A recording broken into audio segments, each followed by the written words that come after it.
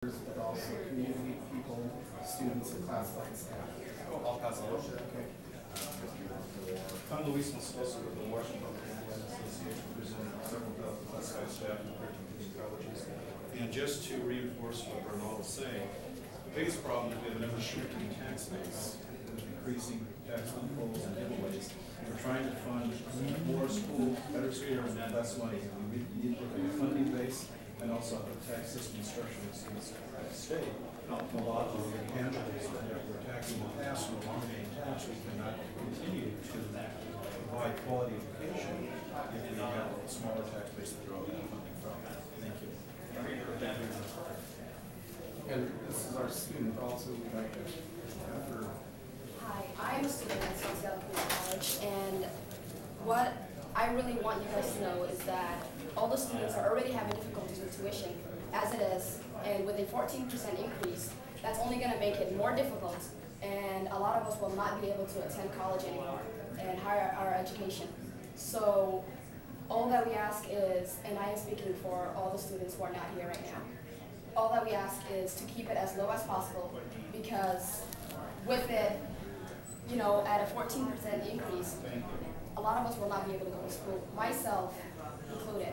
And I get financial assistance, so when the legislative and the senators do decide what's going to happen, please keep in mind that all the students are in need of financial assistance. A lot of them are, and a lot of them are not going to be able to pay that out of pocket as well. And please try and keep it as low as possible, because I know that it's going to be inevitable to do, but what I don't understand is that the state of Washington is in a $9 billion deficit right now, and there's business tax cuts of $50 billion. So why is it that that isn't subtracted from it? And why are the students being targeted? Why is our education being on the line here and making it more difficult for us to try and further our education? So please just keep that in mind, and thank you. Without him, because I'll tell you what the alternative is. If we don't do this, we will take. Excuse me, sir. Can I get your name and spelling, please? It's Bernal Baca. Fewer students will get into colleges. The students that are in colleges will have their classes cut, and you'll be in longer. You'll probably take a quarter, 2 quarters, or a semester, or 2 semesters longer. I mean, these are our choices, and we have everything laid out. If you're get financial aid, we're putting enough money in financial aid. The federal government has a $1,000 rebate for any student who is lower income. That's a $60,000 under. 160,000. They itemize theirs usually, so they'll get $2,500. Your increase will be about $800 and something. The $1,000 you'll actually get a little extra money. We're doing some things with textbooks, online textbooks, so digital, so that you don't have to spend so much money on books. We're trying really, really hard to keep this as easy as possible. And it's for 2 years. It's not forever. It's just 2 years while we're in this economic crisis.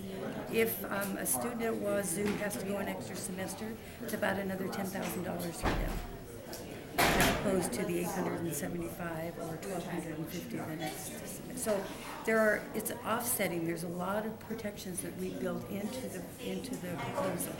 So nobody really should have a problem with the rebate. And it's not tax credit, it's a rebate. You get a check. So I'm gonna get a check, yet I'm gonna pay more for my tuition. Yeah, you're gonna pay $875, and don't hold me to the dollars, but I think it's about $875 more under the 14% the first year overall. And you will get a check back for $1,000 from the federal government. And the check will be received after the 2 years? No, you get it back. Okay, but that's what I don't understand is why are we going to get a check when we're going to pay more? Why don't we just leave it as it is? And y'all Because can the keep check? federal government is paying that, we're not. We don't have that money. The federal government They is can't trying. pay you guys? They can't pay the state? No, they're not paying us. They're paying, it's a rebate to the students. The legislation at the federal level was passed geared toward the students, not the states. They're not giving us that money. They're giving it directly to the students. That was a federal law that was passed. We don't write laws together, you know, you're a college person. Yes.